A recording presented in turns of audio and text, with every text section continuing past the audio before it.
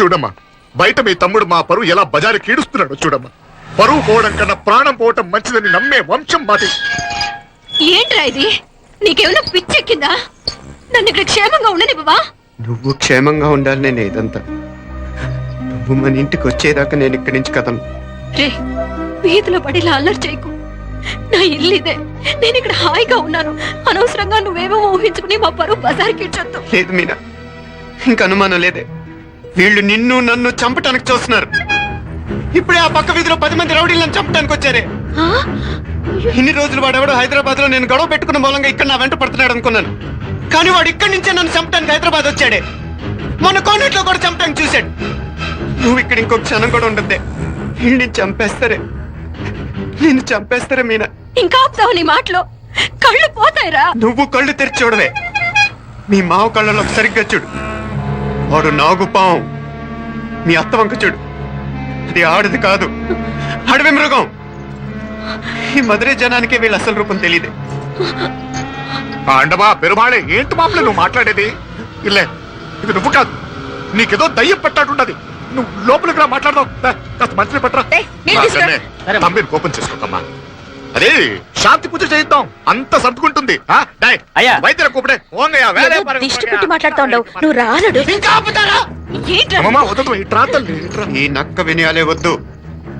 Car బ్రేకులు తీసేసింది మీరు, లిఫ్ట్ పడేటట్టు చేసింది మీరు, కరెంట్ షాక్ కొట్టేలాగా ఏర్పాటు చేసింది మీరే, ఆ డ్రైవర్ చేత నాటకం ఆడిచ్చింది కూడా మీరే.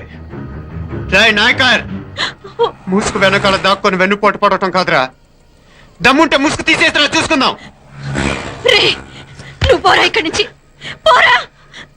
మావయ్య గారు, నన్ను క్షమించండి. వాడిని అదుపు చేయడం నా వల్ల కాదు. పోలీసులు పిలిపించి ఒక పిచ్చోడు మన ఇంటి ముందు గోల చేస్తున్నాడని వీడిని ఇక్కడి నుంచి ఈడ్చుకెళ్ళిపోమానండి, వెళ్ళిపోమానండి. నీకేం భయం లేదు మీనాక్షి, నువ్వు ధైర్యంగా ఉండు. నేను ఇక్కడే ఉంటాను. ఆ బ్రహ్మదేవుడు కూడా నన్ను ఇక్కడి నుంచి కదలనివ్వలేడు.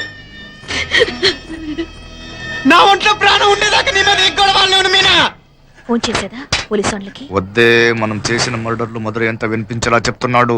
తీగ లాగితే డొంక కదులుతుంది. మధురైని కాపాడటానికి మీనాక్షి అమ్మ ఉంది. నా మీనాక్షిని కాపాడటానికి నేనున్నాను.